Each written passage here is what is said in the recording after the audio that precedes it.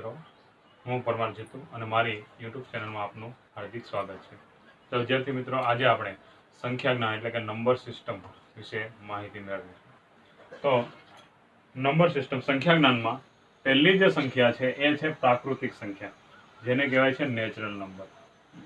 જ્યારે વિદ્યાર્થી મિત્રો શરૂઆતમાં આપણે અથવા તો કોઈ પણ વ્યક્તિને આપણે ગણવાનું કહે, ગણતરી જે છે એ કરવાની કહીએ તો એ 1 2 થી ચાલુ કરશે. એ કુદરતી રીતે જે છે એ શરૂઆતની જે આપણે ગણતરીઓ કરીએ છીએ સામાન્ય રીતે, એ સંખ્યાઓ જ્યારે આપણને ખબર છે કે આ રીતની જે સંખ્યાઓ છે આપણે ગણતરીમાં લઈએ છીએ, તો પ્રાકૃતિક સંખ્યા જે છે એ પણ 1 થી ચાલુ થાય છે. તો 1 2 3 થી માંડીને અનંત સુધી. હવે જો વિદ્યાર્થી મિત્રો કે આપણે આ જે પ્રાકૃતિક સંખ્યા છે નેચરલ નંબર, એને આપણે n વડે દર્શાવીએ છીએ, કેપિટલ n વડે. શું લેવા? કેમ કે એને આપણે ઇંગ્લિશમાં જે છે નેચરલ નંબર આપણે લખીએ છીએ, એટલા માટે એનો કેપિટલનો જે પહેલો અક્ષર જે છે એ આપણે n વડે એમને દર્શાવીએ છીએ. હવે જો 1 2 3 થી માંડીને અનંત સુધી, હું અહીંયા 3 ટપકા કરું એનો મતલબ શું થયો કે અનંત સુધી જાય છે. માનો કે હું અહીંયા આમ અલ્પ વિરામ કરીને અહીંયા 9 લખી દઉં, એટલે ક્યાં સુધી આવશે? એ 9 સુધી આવશે. જો હું અત્યારે અહીંયા સુધી લખું છું 9 સુધી. હવે જો પૂર્ણ સંખ્યા હોલ નંબર, એના પછીની જે સંખ્યા છે એ પૂર્ણ સંખ્યા. પૂર્ણ સંખ્યા એ માટે કે ભાઈ 1 થી આપણે ચાલુ કરી છે, કદાચ કંઈ ન હોય તો આપણે 0, કંઈ ન હોય તો એ 0. તો આ શૂન્યની શોધ થઈ હશે પછી કદાચ આ જે છે એ સંખ્યાનો વિચાર આવ્યો હશે. તો આ જે સંખ્યા છે એ 0 થી ચાલુ થશે. પૂર્ણ સંખ્યા ક્યાંથી ચાલુ થશે? 0 થી ચાલુ થશે. ઓકે, હવે જો આ 0 થી ચાલુ થઈ 0 1 2 3 થી માંડીને અનંત સુધી.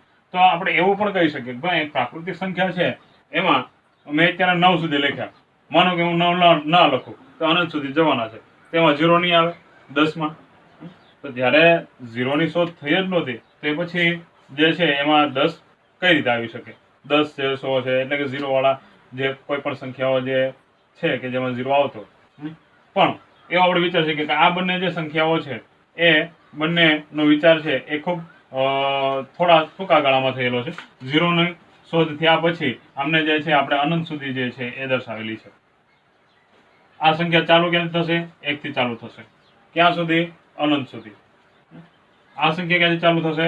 પૂર્ણ સંખ્યા જે છે એ 0 થી ચાલુ થશે. પહેલા આ સંખ્યા શોધાઈ ગઈ, એટલે કે એ જે છે કુદરતી સંખ્યા આપણે જ્યારે કોઈ પણ સામાન્ય રીતે ગણવાનું કહીએ તો 1 થી ચાલુ કરશે.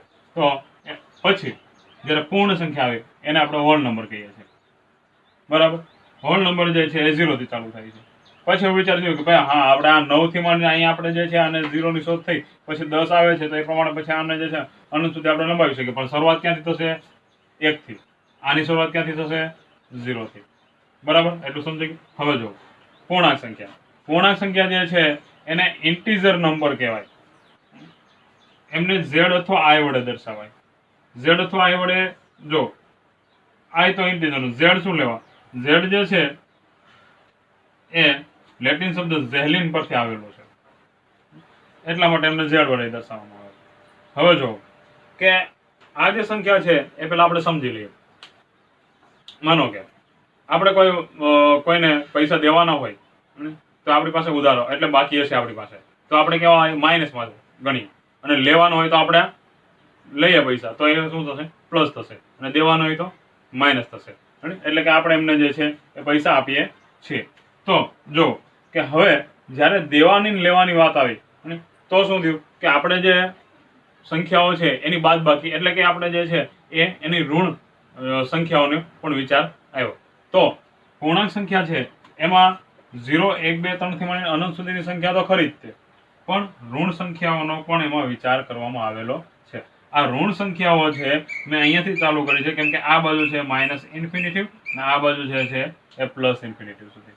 ઇન્ફિનિટિવ એટલે કે આમ અનંત સુધી જે છે આ શ્રેણી આમને એક પછી એક વધતા વધતા વધતા વધતા આગળ જતી રહેશે. એમ આ બાજુ પણ માઇનસ ઇન્ફિનિટિવ સુધી, -1 -2 -3 -4. હવે જો આમાં એક ખાસ વસ્તુ જોવા જેવી કે તમે જ્યારે ધન સંખ્યા જોશો ત્યારે 1 કરતાં 2 મોટી આવશે, 2 કરતાં 3 મોટા આવશે.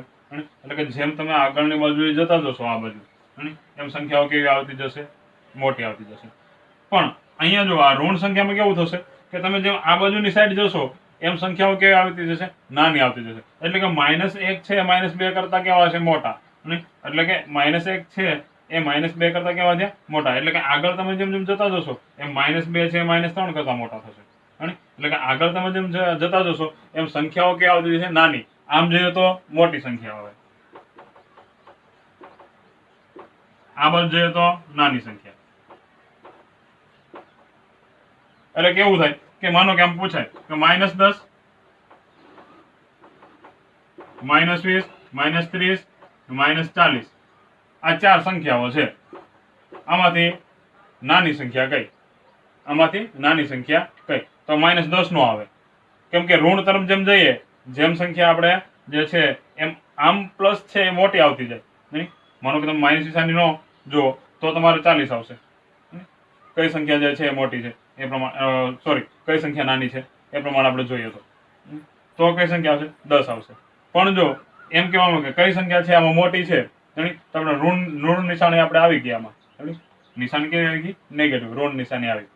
તો હવે આપણે આમ જોવું હોય કે ભાઈ આમાંથી કઈ સંખ્યા જે છે એ નાની છે, તો નાની સંખ્યા જોઈ હોય તો શું કરીએ કે આપણે જોવાનું કે આમાંથી જે સંખ્યા મોટી હોય એ સંખ્યા નાની થશે, કેમ કે ઋણ નિશાની છે, બધી વિરોધી નિશાની વાળી છે. તો અહીં કઈ આવશે?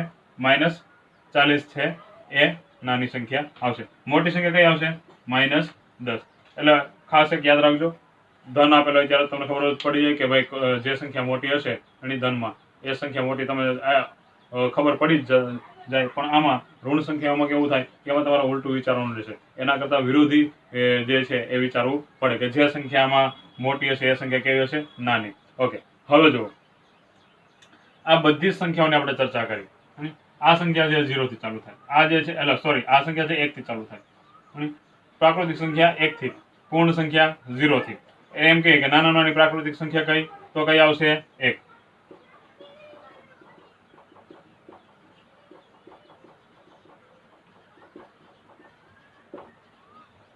પછી નાના નાની પૂર્ણ સંખ્યા કઈ? તો 0.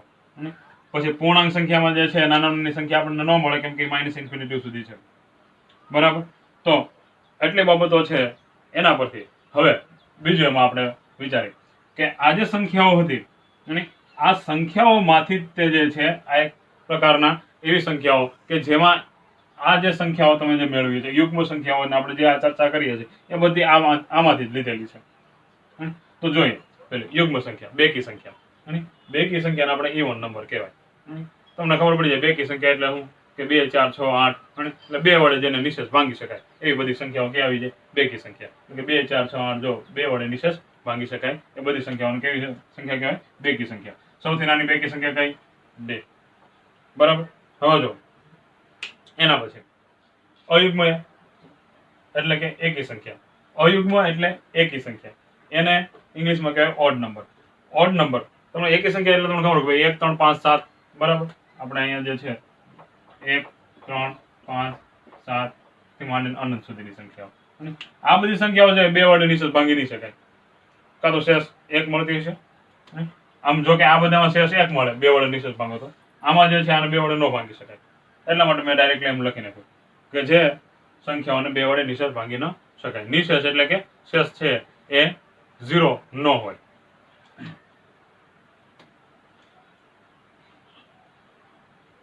હવે જો નિશેષ એટલે આપણે એમ કીધું કે ભાઈ શેષ જે છે એ શેષ હોવી ન જોઈએ, 0 હોય એમ. હવે જો અવિભાજ્ય સંખ્યા. અવિભાજ્ય સંખ્યા એને આપણે કહેવાય પ્રાઇમ નંબર. અવિભાજ્ય સંખ્યા જે છે એને કહેવાશે પ્રાઇમ નંબર. પ્રાઇમ નંબર આપણે ઇંગ્લિશમાં એને કહીએ છીએ. આમ અવિભાજ્ય સંખ્યા. અવિભાજ્ય સંખ્યાને આપણે વિચારીએ તો જો કે ભાઈ જે સંખ્યા છે એને 1 અથવા પોતાના વડે ભાંગી શકાય. માનો કે હું એવી સંખ્યા લઉં 2 લઉં તો 2 ને કેના કેના વડે ભાંગીએ કે 1 વડે ભાંગીએ કે 1 વડે ભાંગીએ કે ને 2 વડે ભાંગીએ. બીજી કોઈ સંખ્યા વડે ભાંગીએ કે નિશેષ ભાંગી શકો એવી જોઈએ. તો જો આ 2 જ સંખ્યાઓ છે કે જેના વડે આને ભાંગી શકાય. માનો કે એની જગ્યાએ હું 3 લઉં તો 3 ને 1 વડે ભાંગીએ કે 3 વડે. જો કોઈ પણ સંખ્યા હોય 1 વડે ભાંગીએ કે પોતાના વડે ભાંગી શકાય. તો આવી જે સંખ્યાઓ હોય એને શું કહેવાય? અવિભાજ્ય સંખ્યા. અથવા એના બીજી રીતે કહીએ તો જે સંખ્યાને માત્ર 2 જ અવયવ હોય. 2 જ અવયવ હોય એનો મતલબ શું થાય? અવયવ એટલે શું કે એવી સંખ્યા કે જેના વડે આપેલી સંખ્યાને ભાંગી શકાય.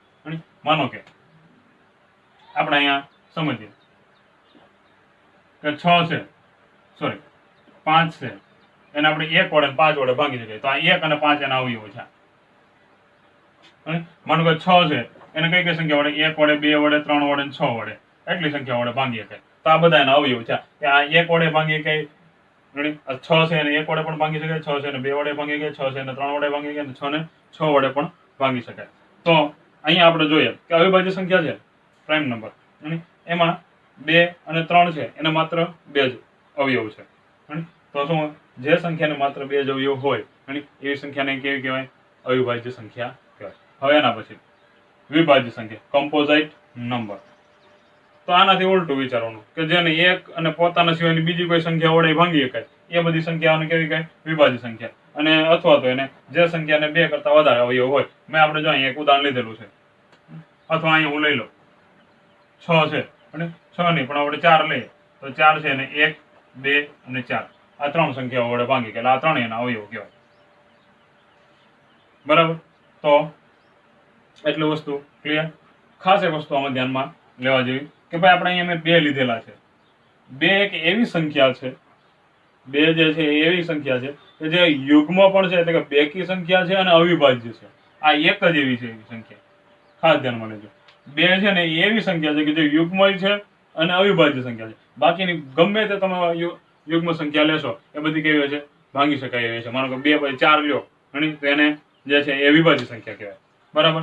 તો સંખ્યા જ્ઞાનમાં આપણે અત્યારે પ્રાકૃતિક સંખ્યા, નેચરલ નંબર કે જે સામાન્ય રીતે આપણે 1 થી ચાલુ થાય છે, પછી જે પૂર્ણ સંખ્યા જે સામાન્ય રીતે 0 થી ચાલુ થાય છે, પછી જે પૂર્ણાંક સંખ્યા એ જે છે એમાં ધન સંખ્યા, ઋણ સંખ્યા અને 0 નો સમાવેશ થાય છે. એ જ પ્રમાણે પછી એના પરથી આપણે આગળ જે જોયું એમાં જો આમાં ઘણી વાર છે આમાં થોડું ઘણું વસ્તુ વધારે જરૂરિયાત પડે એવી છે, કરાવડાવી દઉં છું કે પૂર્ણાંક સંખ્યા છે એમાં પણ એવું આવે ધન પૂર્ણાંક ને z પ્લસ, એમાં 1, 2, 3 થી માંડીને અનંત સુધીની. પછી ઋણ પૂર્ણાંક z માઇનસ, -1, -2, -3 થી અનંત સુધી. એ જ પ્રમાણે આ બંને જે છે ધન પૂર્ણાંક અને ઋણ પૂર્ણાંક, તો આ જે પૂર્ણાંક સંખ્યા છે z એ z પ્લસ યોગ z માઇનસ યોગ 0 આ ત્રણેયના યોગ ગણથી જે છે એ પૂર્ણાંક સંખ્યા બને. તો વિદ્યાર્થી મિત્રો ખાસ ધ્યાન લેજો કે પૂર્ણાંક સંખ્યા જે છે એને z અથવા i વડે દર્શાવે, એમાં ઋણ સંખ્યાઓ આવે, 0 આવે અને ધન સંખ્યાઓ પણ આવે. આ સંખ્યાઓ શોધાણી એ પછી એના વધારે પડતા જે છે ખ્યાલ માટે એમાં આમાંથી જ લીધેલી સંખ્યાઓ છે કે જેના પરથી આપણે વિશ્લેષણ કરીને લીધેલું કે ભાઈ યુગ્મ સંખ્યા કોને કહેવાય. યુગ્મ પ્રાકૃતિક સંખ્યા પૂછે, યુગ્મ પૂર્ણ સંખ્યા પૂછે, યુગ્મ પૂર્ણાંક સંખ્યા પૂછે. તો યુગ્મ એટલે કે બેકી જોડ, યુગ્મ એટલે જોડકું, બે ની જે જોડી હોય એ એટલે બેકી સંખ્યા એને કહેવાય ઇવન નંબર. જે સંખ્યાને આપણે 2 વડે નિશેષ ભાંગી શકીએ એને યુગ્મ સંખ્યા કહેવાય. એ જ એમાં જે આપણે ઉદાહરણ લીધા 2, 4, 6, 8. પછી અયુગ્મ સંખ્યા કે જેને આપણે કહીએ છીએ ઓડ નંબર. અયુગ્મ એકી, એમ યાદ રાખવાનું.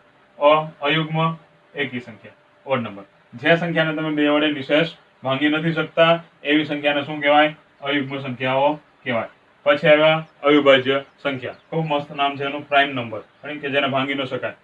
તો જે સંખ્યાને એક અને પોતાના વડે જ ભાંગી શકાય એવી સંખ્યાને કેવી કહેવાય? અવિભાજ્ય સંખ્યા કહેવાય. જે સંખ્યાને માત્ર 2 જ અવયવ હોય, અથવા એને આપણે એમ લખીએ જે સંખ્યાને માત્ર 2 જ અવયવ હોય. એવું નહીં અવિભાજ્ય સંખ્યા એટલે કે જે સંખ્યાને ભાંગી ન શકીએ એવું ન હોય. તો એક વડે પોતાના વડે તો ભાંગી શકાય. બરાબર? એના પછી એમાં આપણે જોયું હતું કે ભાઈ 2 છે એવી સંખ્યા છે કે જે અયુગ્મ છે, એટલે યુગ્મ છે અને કેવી છે? અવિભાજ્ય સંખ્યા છે. પછી વિભાજ્ય સંખ્યા. વિભાજ્ય સંખ્યામાં આના કરતા ઉલટું, જે સંખ્યાને 1 અને પોતાના સિવાયની બીજી સંખ્યા વડે પણ ભાંગી શકાય, અને જે અથવા તો જે સંખ્યાને 2 કરતા વધારે અવયવ હોય. તો એટલી માહિતીઓ જે છે એ ખાસ મહત્વની. હજી સંખ્યાઓમાં હજી આપણે બાકી રહી છે. હવે પછી જે સંખ્યા સમય સંખ્યા કે જેને રેશનલ નંબર કહેવાય છે. રેશનલ નંબર છે એને ક્યુ વડે દર્શાવે. ક્યુ વડે દર્શાવે પણ એને કઈ રીતના લખે છે? ગણના સ્વરૂપમાં આપણે લખ્યા. જો ગણમાં p ના છેદમાં q. આ જે લીટો આપેલો છે એટલે કે આ જે એનો ઓબ્લિક આપેલો છે એ કે જ્યાં એમ એને વચ્ચે કે જ્યાં.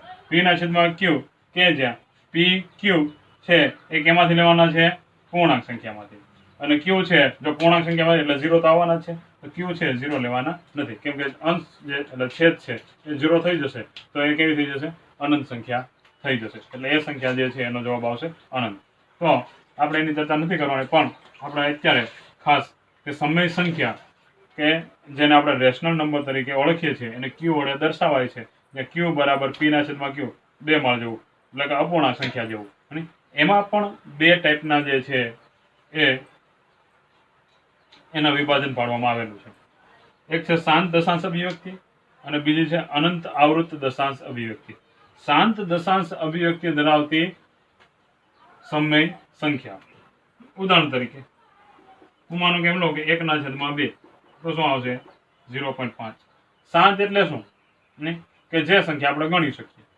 શાંત શ્રેણી અને અનંત શ્રેણી આવે ને શાંત શ્રેણી એટલે કે જે સંખ્યાના સભ્યો આપણે જે છે એટલે જે શ્રેણીમાં જેટલા પણ ઘટકો આપેલા છે આપણે ગણી શકીએ અનંત એટલે કે આપણે એને જેના ગણી શકતા નથી અને બીજી ભાષામાં કહીએ તો શાંત એટલે કે જેનો છેડો નથી શરૂઆત છે પણ છેડો એટલે શાંત એટલે કે જેનો શરૂઆત છે અને છેડો પણ છે પણ અનંત એટલે કે જેનો શરૂઆત છે પણ જે છેડો છે આપણને મળતો નથી તો શાંત દશાંશ અભિવ્યક્તિ એટલે કે દશાંશ ચિહ્ન એટલે કે પોઈન્ટ પછીના જે અંકો છે એને આપણે ગણી શકવા જોઈએ એટલે કે અમુક અંક સુધી હોવા જોઈએ કે જે આપણે ગણી શકીએ અહીં જો 0.5 બરાબર એ પછી આગળ આવશે નહીં એ જ પ્રમાણે માનો કે એની જગ્યાએ -3 ના છેદમાં 2 હોય તો -1.5 પોઈન્ટ પછીના અમુક અંક સુધી માનો કે એની જગ્યાએ 1 ના છેદમાં 4 હોય તો 0.25 એની જગ્યાએ -1 ના છેદમાં 8 હોય તો -0. કેટલા આવશે તો જો ખાસ વસ્તુ ધ્યાનમાં આવું આ રીતનું આપેલું હોય ને ત્યારે તમારે ખાસ વસ્તુ જોવાની કે આ તમે 2 ની કેટલી થાય 3 ઘાત થઈ તો અહીંયા 5 ની 3 ઘાત વડે અને આગળ કરાવો છો એટલે અહીંયા 1000 આવી જાય ઉપર જે છે 5 ની 3 ઘાત એટલે 125 આવશે એટલે અહીંયા 125 બરાબર હવે જુઓ આ બધી સંખ્યાઓ છે પોઈન્ટ પછીના દશાંશ ચિહ્ન પછીના અમુક અંકો સુધી આપેલી છે હવે અહીંયા મેં ક્યાંક લખેલું છે ઇંગ્લિશમાં અને સમજાવું અનંત આવૃત દશાંશ અભિવ્યક્તિ આ પ્રમાણેના પણ હોય જે p ના છેદમાં q ના સ્વરૂપમાં છે હવે જો માનો કે એની જગ્યાએ હું આમ લઉં 1 ના છેદમાં 3 તો આવશે 0.3333 અનંત સુધી એમનું ચાલુ જ છે અનંત સુધી ચાલુ છે તો આ જે છે એ અનંત આવૃત દશાંશ અભિવ્યક્તિ છે એ દશાંશ ચિહ્નો પછી અમુક અંક કે અંકોનું જૂથ વારંવાર જે છે એ પુનરાવર્તન પામતું હોય ક્રમિક રીતે 0.312 વડે આમને દર્શાવવામાં આવે આમને જે છે એને 12 બોલાય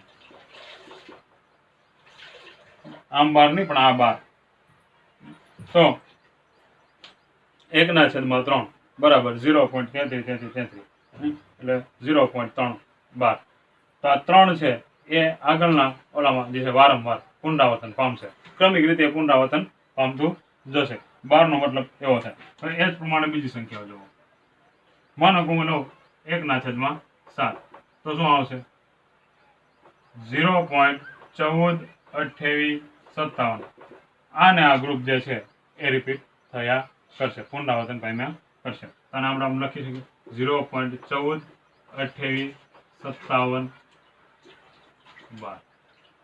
12 નો મતલબ શું થાય કે એ જે સંખ્યા અથવા સંખ્યાઓનો જૂથ જેની ઉપર 12 કરેલો છે અને એ વારંવાર પુનરાવર્તન પામશે ક્યાં સુધી અનંત સુધી એટલા માટે અમને શું કહ્યું છે અનંત આવૃત એટલે પુનરાવર્તન પામતું અનંત આવૃત દશાંશ અભિવ્યક્તિ બરાબર તો સમય સંખ્યામાં પણ બે પ્રકાર શાંત દશાંશ અભિવ્યક્તિ ધરાવતી સમય સંખ્યા અનંત આવૃત દશાંશ અભિવ્યક્તિ ધરાવતી જે છે એ સમય સંખ્યા કઈ સ્વરૂપમાં લખાય p ના છેદમાં q ના સ્વરૂપમાં તો આમાં આપણે જે છે ઉદાહરણ લીધેલા છે તો આ જે સંખ્યા થઈ એને કહેવાય રિપીટિંગ નોન ટર્મિનેટિંગ રિપીટ થાય છે પણ કઈ અંત પામતી નથી એટલા માટે મેં લખેલું છે repeating non terminating RNT short ફોર્મમાં રિપીટિંગ નોન ટર્મિનેટિંગ હવે સમય સંખ્યા પછી હવે આપણે અસમય સંખ્યા છે એને કહેવાય ઇરેશનલ નંબર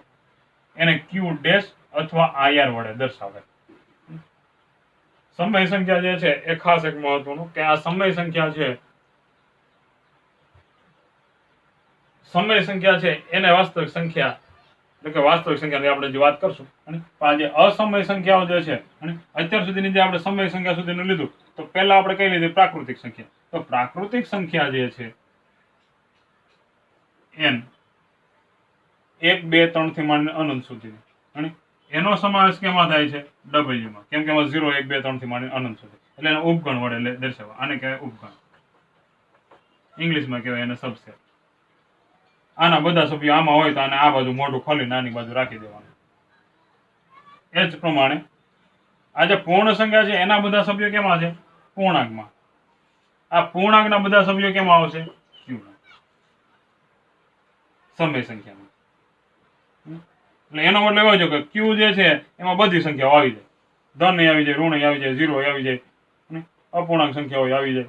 બરાબર. આપણે અત્યાર સુધી માનો કે 1 2 3 0 1 2 3 માઇનસ ઋણ સંખ્યાઓ, પછી ધન સંખ્યાઓ 0, અને એ બધી કેવી અંકો આમ પૂર્ણ હતા. હવે પછી જે છે આ અપૂર્ણાંક અંકો આવવા મળે, અને પૂર્ણ અંકોનો પણ સમાવેશ. માનો કે આપણે આમ 4/2 લખીએ, આ જે વસ્તુ છે અહીંયા માનો કે હું 4 કરી નાખું, 4/2, તો જવાબ શું આવે 2. પણ 4/2 વડે દર્શાવી તો ખરા ને આપણે, એટલે આ કેવી સમય સંખ્યા વડે તો આપણે દર્શાવી શકીએ એમને. તો આ બધી વસ્તુ જે છે ખાસ એક ધ્યાનમાં લેવાની કે સમય સંખ્યા છે એમાં આ બધી સંખ્યાઓનો સમાવેશ થાય, એ અલગ નથી સાવ. અને તમે એને p ના છેદમાં q ના સ્વરૂપમાં લખો છો. બરાબર. હવે જો અસમય સંખ્યા, હવે આપણે જોઈએ અસમય સંખ્યાને ઇરેશનલ નંબર કહેવાય, એને q ડેશ અથવા ir વડે દર્શાવાય. આમાં બધી સંખ્યા કેવી આવશે ગોદડા વાળી, એટલે કે વર્ગમૂળ વાળી.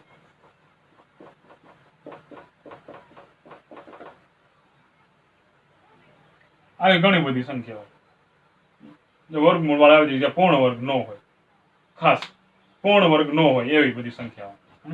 તો આ જે સંખ્યા છે અસમય સંખ્યા, એમાં કેવું થશે કે આની આપણે માનો કે વર્ગમૂળ 2 છે એને આપણે એપ્રોક્સિમેટ કિંમત લખીએ, અને આપણને ખબર છે કે એનો 1.14 એટલે 1.41 વર્ગમૂળ 2. પછી આમાં ઘણી બધી સંખ્યા આવતી હોય. આમાં કોઈ પણ પ્રકારની સંખ્યાઓ જે છે એનું જૂથ રિપીટ નહીં થતું હોય, રેન્ડમલી બધી આવતી હશે આડેધડ, અને અનંત સુધી આવતી હશે.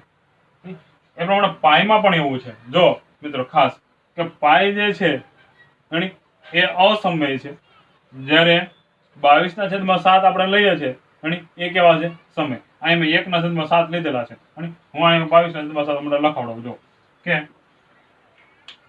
પાઈની કિંમત આપણે લઈએ છીએ, પાઈ બરાબર આપણે લઈએ છીએ 22/7. પણ પાઈ શું છે અસમય સંખ્યા છે, 22/7 શું છે સમય સંખ્યા છે. જો કઈ રીતે કે 22/7 એટલે p ના છેદમાં q ના સ્વરૂપમાં જો આનો જવાબ જે છે 3.142857 આમને આગળ હાલે. આ 3 નો ગ્રુપ, એટલે કે આને આપણે લખીએ કે 3.142857 નો 12. આવી ઘણી બધી સંખ્યાઓ છે. આમ માનો કે આપણે લખવી હોય તો ઘણી બધી સંખ્યાઓ લખી શકાય, પણ અત્યારે આપણે આ 22 માનો કે 1/11 એટલે 0.09 નો 12, એમ ઘણી બધી સંખ્યાઓ આવે. પણ અહીંયા તમે જુઓ કે 3.142857 એને આંકડો જે છે રિપીટ થયા કરશે. એટલા માટે આ સમય સંખ્યા છે, p ના છેદમાં q ના સ્વરૂપમાં આપણે દર્શાવી શકીએ. પણ આ જે 3.14 છે, પાઈ બરાબર આપણે શું લઈએ, પાઈ બરાબર જે છે કાં તો 3.14 લઈએ કાં 22/7. પાઈની કિંમત જે છે કોને પાઈની શોધ કરી હતી આર્યભટ્ટ. આર્યભટ્ટે જે છે એ એમને 3.1416 એટલે સુધી એને સંખ્યા જે છે એ પોઈન્ટ પછીના એટલે કે દશાંશ ચિહ્ન પછી મેળવેલી હતી, પાંચક સંખ્યાઓ હતી. તો આ 3.14 એટલે કે એના પોઈન્ટ પછીના 2 અંકો છે એ આમની સાથે જે છે મેળ ખાતા હતા, એટલે પોઈન્ટ પછીના 2 અંકો એટલે ઘણી બધી ચોકસાઈ આવે. એટલા માટે આપણે પાઈ બરાબર 22/7 લઈએ છીએ. બાકી હકીકતમાં તો pi does not equal to 22/7. એનો મતલબ એવું કે pi minus 22/7 does not equal to 0. Pi minus 22/7 છે ક્યારેય 0 થશે નહીં, કારણ કે બંનેની કિંમતો પોઈન્ટ પછીના 2 અંક સુધી છે એ સમાન છે, પછી નથી. બરાબર. એટલી વસ્તુ ક્લિયર. હવે જુઓ ખાસ ધ્યાનમાં લેજો કે આ પાઈની કિંમત જે છે આપણે 22/7 એમ એટલે કે પોઈન્ટ પછીના 2 આંકડાઓ છે, 2 અંક છે, એ આપણને એક્ઝેક્ટ પાઈમાં જે છે એ પ્રમાણેના આપણને મળે છે. હવે એના પછી વાસ્તવિક સંખ્યા, મેન વસ્તુ. વાસ્તવિક સંખ્યામાં બધી સંખ્યાઓ આવી જાય. મેં અહીં લખેલું છે n, અને અમને જે છે ઉપગણ કહેવાય. આમાં કઈ કઈ સંખ્યા આવે? 1 2 3 થી માંડીને અનંત સુધી. W માં 0 1 2 3 થી માંડીને અનંત સુધીની. જો આમાં કંઈક ઉમેરાતું જશે. આમાં 1 2 3 થી અનંત સુધી હતું, આમાં 0 આવી ગયા. અને એટલા માટે આપણે n ઉપગણ W લખ્યા. અને ઉપગણ એ માટે કે આના બધા સભ્યો આના માટે, જે બધું મોટું હોય એ બધું બધા સભ્યોમાં હોય, એમ આપણે સમજવાનું. એના પછી આમાં જે છે બધી ઋણ સંખ્યાઓ,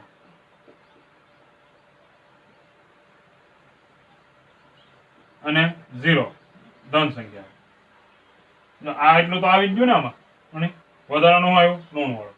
પછી આમાં અપૂર્ણાંક વાળી બધી p ના છેદમાં q ના સ્વરૂપમાં. અને એટલે કે આમ આપણે જોઈએ તો 0, પછી 0.1 0.01 0.02, એટલે એવી બધી સંખ્યાઓ. એના પછી આ જે છે રિયલ નંબર. આ બધી સંખ્યાઓનો સમાવેશ છે એમાં થઈ જાય. રિયલ એટલે કે વાસ્તવિક સંખ્યા છે, આપણે જેટલા પણ ગણિતમાં એક સંકર સંખ્યા સિવાય, એની પછી આપણે ચર્ચા કરશું. તો વાસ્તવિક સંખ્યા છે એમાં બધી જ સંખ્યાઓનો સમાવેશ થાય કે જેને આપણે ગણતરી માટે ઉપયોગમાં લઈએ છીએ. સરવાળા, બાદબાકી, ગુણાકાર, અથવા તો કોઈ સાદુરૂપ માટે આપણે જે છે સંખ્યાઓનો જે એના પરની જે બેઝિક ક્રિયાઓ કરીએ છીએ એ બધી જ વાસ્તવિક સંખ્યાઓ પર થાય છે. તો વિદ્યાર્થી મિત્રો, વાસ્તવિક સંખ્યાથી માંડી આપણે પહેલેથી જે સંખ્યાઓ છે ત્યાંથી માંડી અને વાસ્તવિક સંખ્યા સુધીની બધી જ સંખ્યાઓ વિશે આપણે માહિતી તમને જે છે આપેલી છે.